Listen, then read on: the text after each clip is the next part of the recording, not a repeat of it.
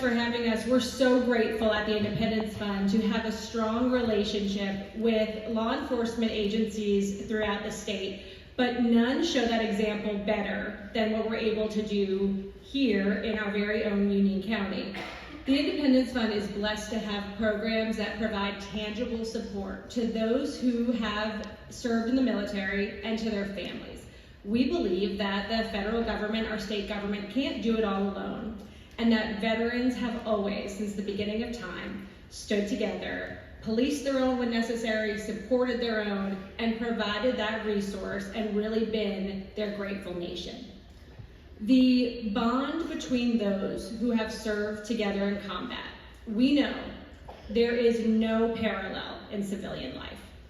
Last night at the Independence Fund, we had the absolute blessing of welcoming about 100 infantry veterans to Charlotte, North Carolina to celebrate another Operation Resiliency. Operation Resiliency is just one of our programs of record at the Independence Fund. And what we do is we reunite the combat team in the formation they originally deployed in the name of suicide prevention. And I want to tell you a little bit about how and why that started. My husband, some of you know my husband, Michael, and he was so proud to serve, so proud to serve. We met in high school, and we were there during the attacks of 9/11. And like many warfighters of his generation, that was his call to service. He wanted to go in, he wanted to wear our nation's uniform, and he was never prouder than when he got to wear that coveted 82nd Airborne patch. They are the best of the best.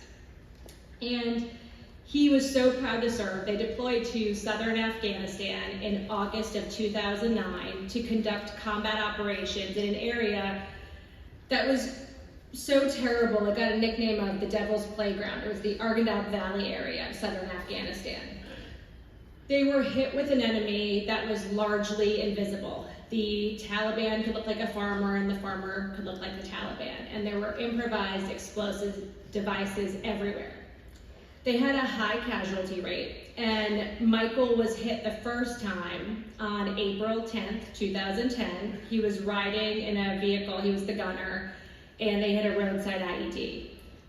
He got ejected out, and they would later tell me the turret was sort of twisting in the air. And so when his buddies, his brothers really, went to find him, they thought he would be dead. And he wasn't. He was just very angry because his headset was sort of choking him out.